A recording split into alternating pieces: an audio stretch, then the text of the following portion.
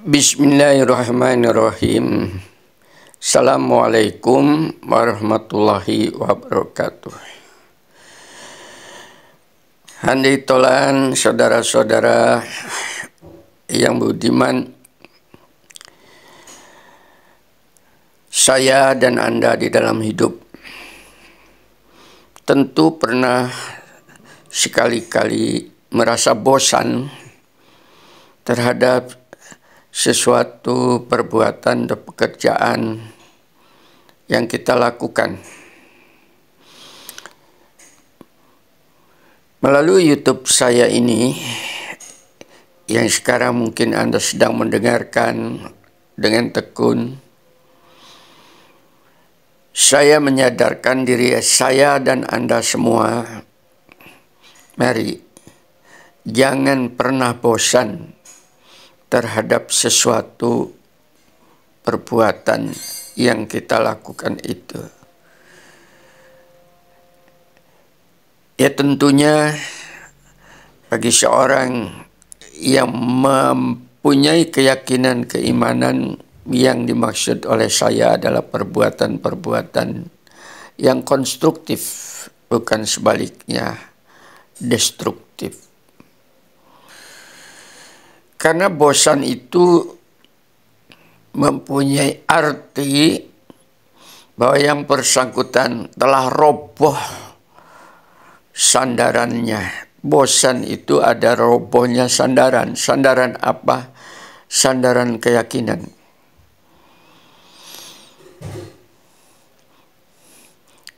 Apalagi kalau sampai kepada titik jenuh, artinya jiwanya sudah penuh. Penuh oleh apa? Dipenuhi oleh sampah-sampah kehidupan yang tidak bermanfaat. Sehingga nasihat itu selalu tumpah. Namanya jenuh, laksana air sirup dikasih gula. Tentunya sulit untuk larut. Maka saatnya Anda menambah zat pengencer agar supaya gula itu bisa larut, dan saatnya Anda menegakkan sandaran agar supaya tidak roboh.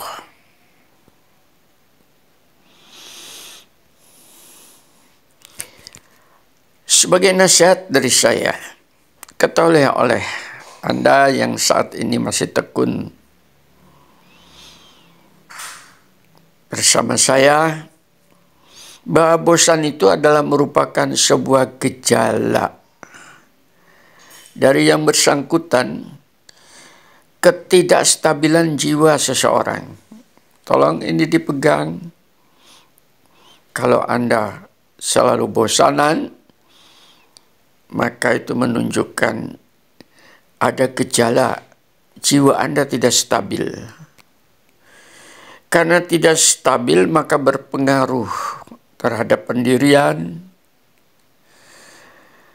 terhadap tekad, terhadap keyakinan Anda, sehingga akhirnya Anda meninggalkan objek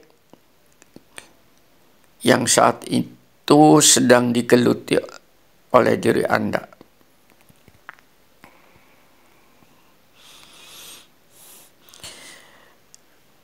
Kembali sebagai nasihat, apabila hal ini tidak segera disadari oleh Anda, maka ia akan berkembang menjadi penyakit yang lebih akut, lebih kronis. Maka jadilah dirinya menjadi manusia yang bosanan dalam segala hal. Hati-hati ini. Akibatnya akan menurunkan kepercayaan masyarakat. Karena seandainya Anda dikasih tanggung jawab, maka Anda akan meninggalkan tanggung jawabnya menjadi orang yang tidak bertanggung jawab. Itu dampaknya sampai ke sana. bagi orang yang suka bosanan.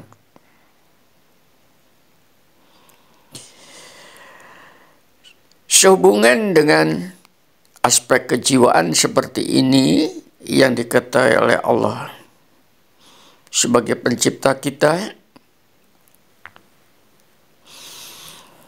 maka nasihat Allah kepada kita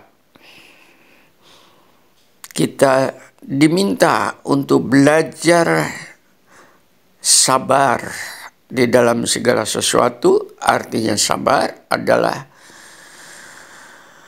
biar waktu yang menjadi bukti yang menghentikan aktivitas itu, pahit getirnya aktivitas itu kita lakukan. Dan yang kedua, istiqomah. Istiqomah itu artinya itu ajak, rutin, tanpa ada pamrih apa-apa.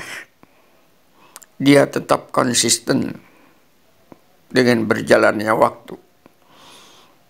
Nah, orang-orang yang demikian ini sabar dan istiqomah itu dikenal sebagai orang-orang yang tekun atau menekunin di dalam segala perbuatannya. Itu harapan daripada ilahi kepada kita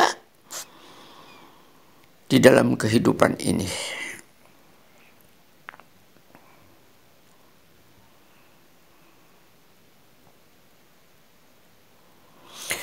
Maka di saat Anda pada posisi demikian,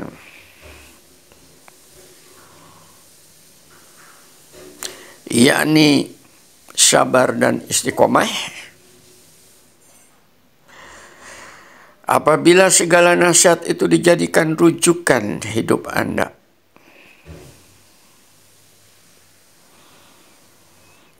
maka pada saat itu, pada dasarnya Anda sedang melaksanakan nasihat Allah. Indah bukan? Bukan nasihatnya makhluk, bukan nasihatnya orang.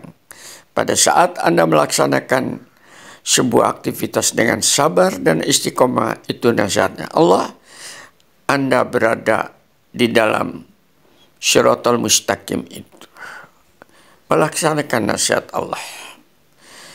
Maka disitulah Anda berada dalam lindungannya, dalam naungannya. Dan dengan itu pula siapa tahu itulah menjadi takdir akhir hidup yang baik bagi Anda. Coba pegang prinsip ini.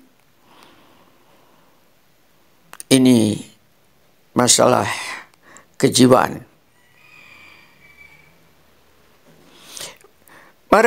Mari kita ambil contoh orang yang berpijak di dalam kesabaran dan istiqomah itu di dalam berbagai sisi kehidupan dan mengangkat derajat yang bersangkutan.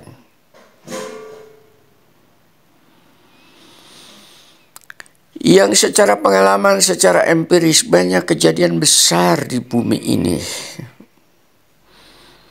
diukir oleh mereka yang tidak bosanan di dalam hidup dan tidak mudah jenuh.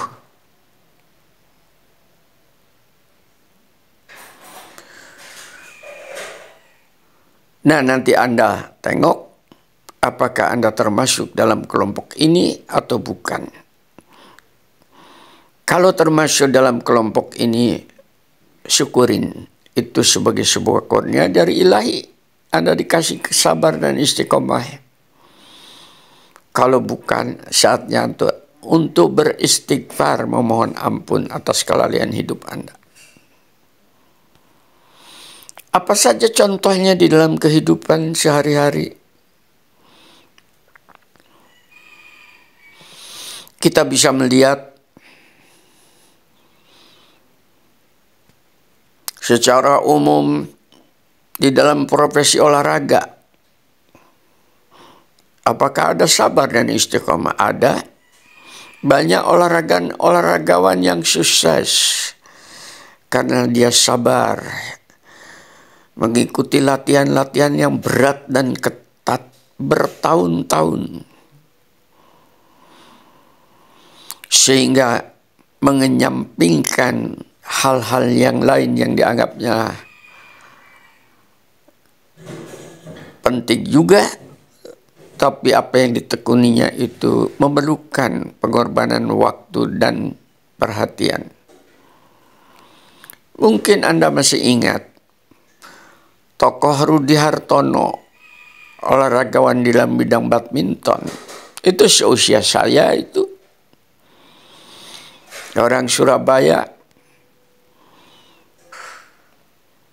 Satu sekolah dengan saya di dalam komplek Wijaya Kesuma sana.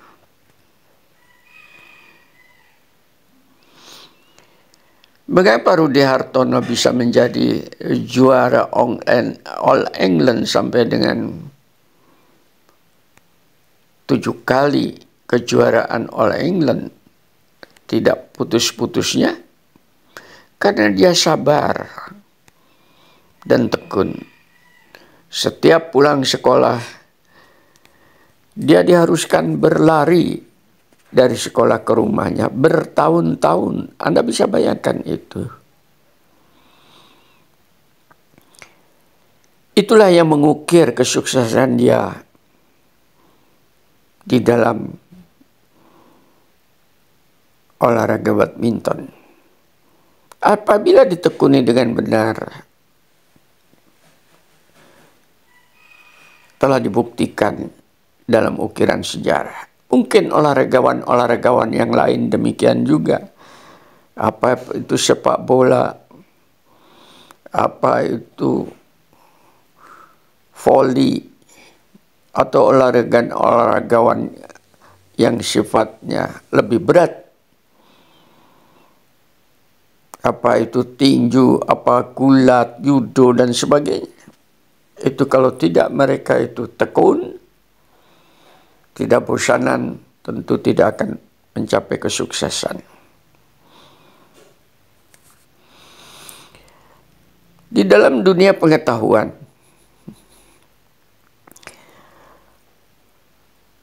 mungkin sekarang Anda mengenal berbagai macam jenis antibiotik. Apa itu streptomycin, apa itu penicillium, dan sebagainya. Apa itu penicillin. Tapi Anda pernahkah berpikir, sebetulnya siapakah yang pertama kali mempublikasikan, menyampaikan penemuan tentang antibiotik ini? Itu mereka seorang yang sabar.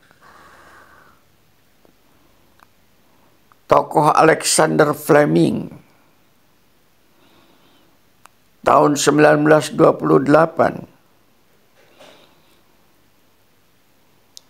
yang karena dia tekunnya meneliti bertahun-tahun terhadap bakteri yang pada saat itu belum diketemukan, dan banyak orang yang mati karena terinfeksi bakteri. Secara tidak sengaja dia meninggalkan cawan petriknya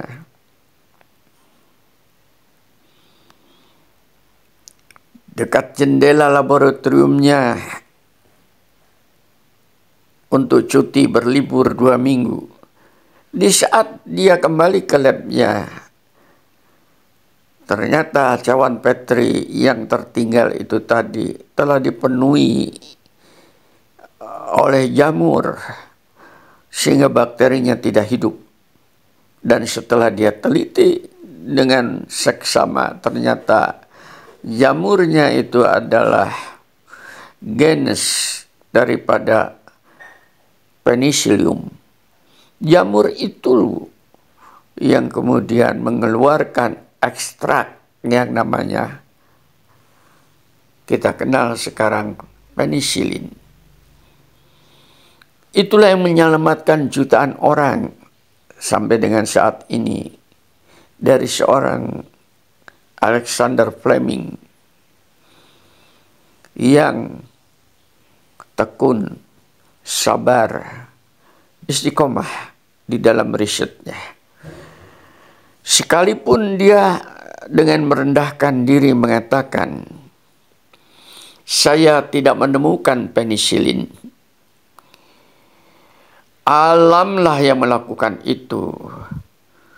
Saya hanya menemukannya secara tidak sengaja.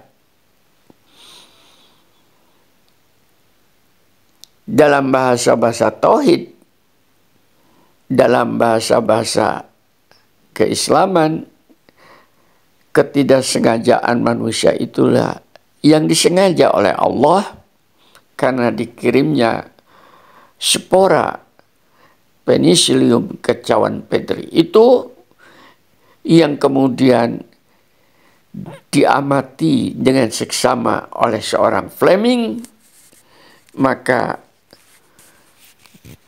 terselamatkanlah jutaan orang sampai dekat ini oleh antibiotik. Itulah hasil daripada orang yang tidak bosan dan tidak jenuh di dalam menggeluti sebuah profesi. Tidak inginkah Anda tercatat oleh sejarah? Sejarah kebaikan, sejarah kesabaran.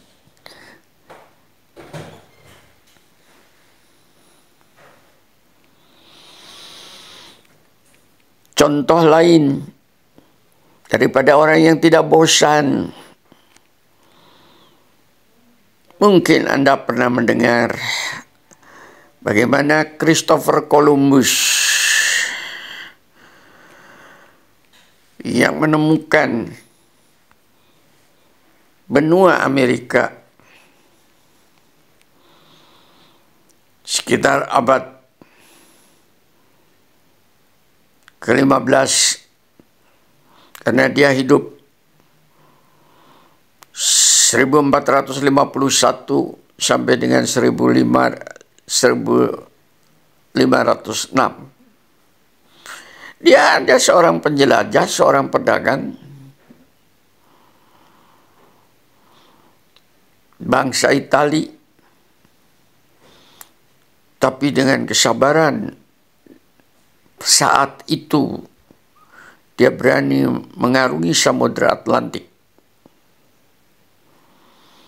dan sampai di benua Amerika pada tanggal 12 Oktober 1492. Benua Amerika yang sekarang Anda kenal diketemukan, dipublikasikan, disampaikan oleh Christopher Columbus melalui penjelajahannya sebagai seorang pengelana yang tidak bosan di lautan, tidak jenuh berbulan-bulan, bertahun-tahun menyeberangi samudra dengan penuh kesulitan. Namanya tercatat, terabadikan di dalam sejarah sampai detik ini dan mempengaruhi peradaban manusia sehingga sekarang menjadi benua yang dipenuhi oleh jutaan orang dari Amerika Utara, Kanada, Amerika Serikat sampai dengan Amerika Selatan dengan berbagai macam negara. Itulah seorang Columbus yang sabar, yang tekun, yang tidak bosanan dan tidak mudah jenuh. Sudahkah Anda sampai kepada tingkat itu?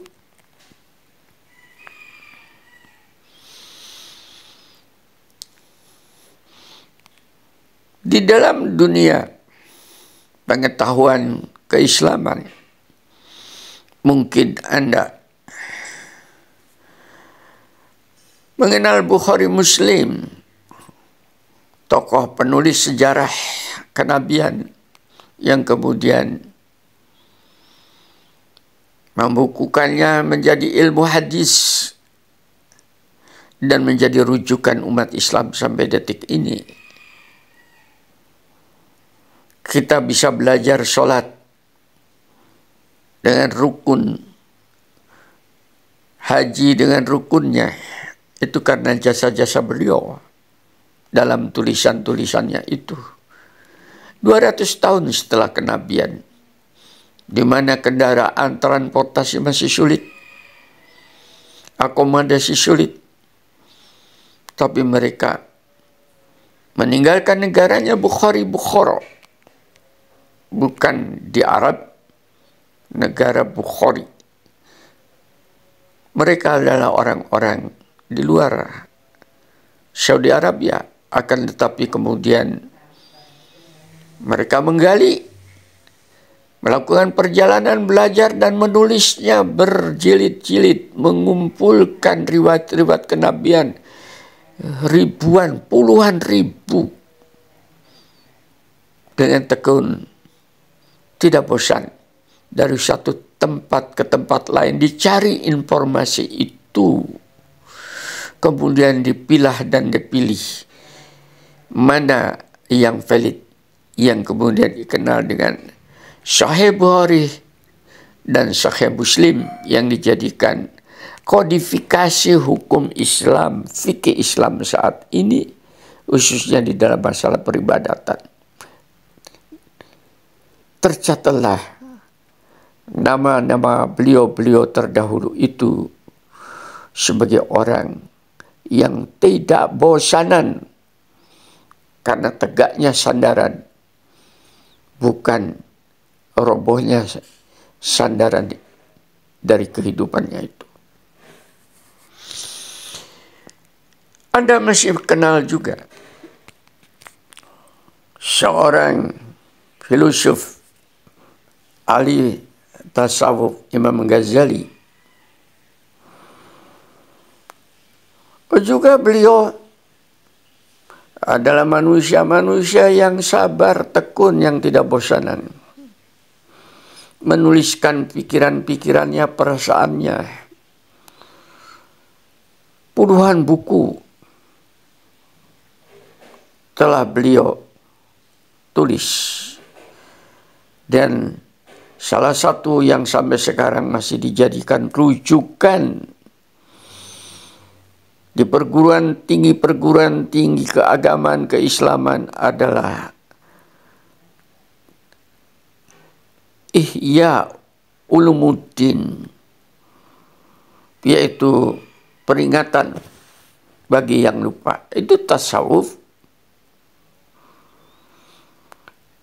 Seorang filosof, seorang teologis muslim yang terkemuka. Beliau hidup 1058 Masehi sampai dengan 1111 Masehi. Bukan main. Dan sebagian hidupnya justru diabadikan dalam kesabaran, dalam keistiqomahan, bukan kebosanan dan kejenuhan, untuk menggali dan mengajarkan pengetahuan-pengetahuan yang sampai kepada kita saat ini. Lalu di mana posisi Anda?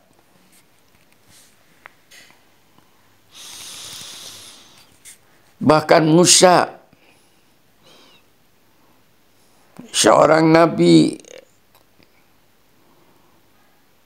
yang begitu tekun, keras pendirian setelah mengenal kebenaran keilahian. Begitu susahnya hidup karena dia harus membimbing bangsa Israel yang sebagian besar ada bangsa pembangkang dan bangsa yang takabur serta sombong. Betapa beratnya beliau. Sehingga manakala dia harus menggali pengetahuan yang lebih dalam dia harus belajar ke Khidir. Khidir di mana? Dia disuruh mencarinya. Dengan tekad dan sabarnya tanpa bosan dia mengatakan, aku akan cari dia pengetahuan itu. Sekalipun aku harus berjalan bertahun-tahun tanpa putus asa. Ini hanya bisa terukir dalam hati mereka-mereka yang tidak bosanan, yang tidak jenuh di dalam kehidupan. Sehingga terangkat namanya di langit, dan di Quran hampir 33 kali nama Musa disebut.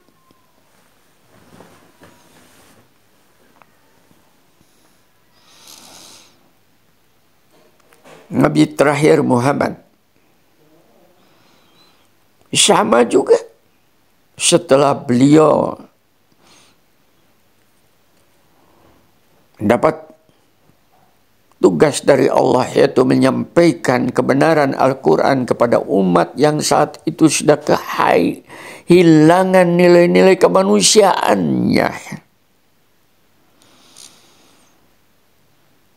Dia harus menyampaikannya dengan sabar dan istiqomah, sekalipun diperangi, diusir dari tempat tinggalnya, dirampok semua harta kekayaannya yang ada di Mekah. Namun beliau tidak bosan untuk menyampaikan sampai akhir hayatnya, yaitu usia 63 tahun. Anda bisa bayangkan. Dan sejarah mencatat sampai detik ini, saya dan Anda bisa melaksanakan firman-firman Tuhan itu tadi karena kesabaran beliau, istiqomah beliau, jasa beliau sampai bumi ini kiamat. Bukankah ini sebuah jalan kemuliaan?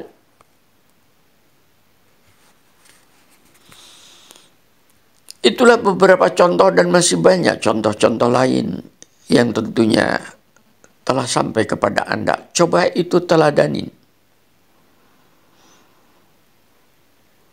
Dan sebagai sebuah informasi, saya pun memberi contoh kepada Anda. Mudah-mudahan Anda tertarik pula untuk mengikuti jejak-jejak kebaikan, contoh-contoh yang saya tiru dari pendahulu saya. Sampai detik ini pun, saya tetap tidak bosan dan saya tidak jenuh untuk selalu belajar. Dan selama karir saya di perguruan tinggi sampai dengan pensiun, bahkan detik ini selalu menjadi peneliti dari waktu ke waktu. Dari dahulu sampai detik ini, saya pun masih menjadi penulis agar supaya pikiran-pikiran itu terekam oleh sejarah sebagai sebuah bukti agar supaya saya tidak menjadi orang yang suka mudah bosan dan mudah jenuh dengan kehidupan. Dan sampai detik ini alhamdulillah saya diperkenankan menjadi penyampai kebenaran Quran yang sekarang sampai kepada Anda melalui YouTube itu, dan telah saya lakukan sejak muda. Sejak saya mahasiswa sampai detik ini, itu menunjukkan saya dikasih kesempatan oleh Allah waktu agar supaya saya tidak termasuk orang-orang yang mudah bosanan dan mudah jenuh dalam kehidupan.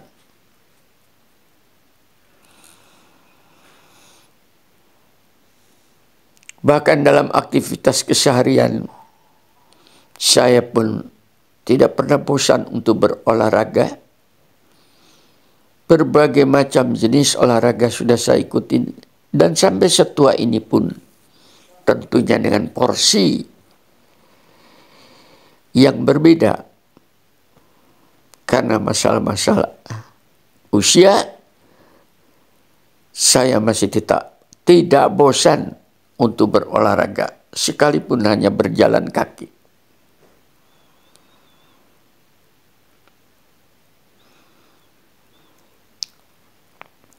Hanya satu yang tercatat di dalam hidup saya yang saya bosan, dan alhamdulillah dikasih kebosanan,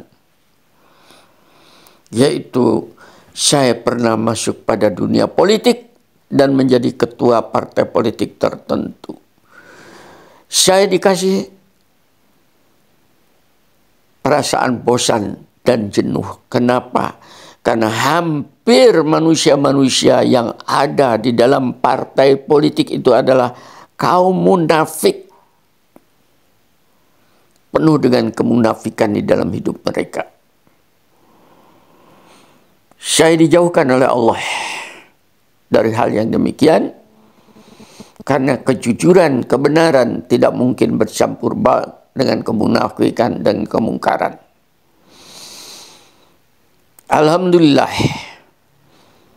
dengan istiqomah, dengan sabar yang dikasihkan Allah kepada saya di dalam kebenaran, khususnya watawassaw bil haqq watawassaw bis sabr ini tadi,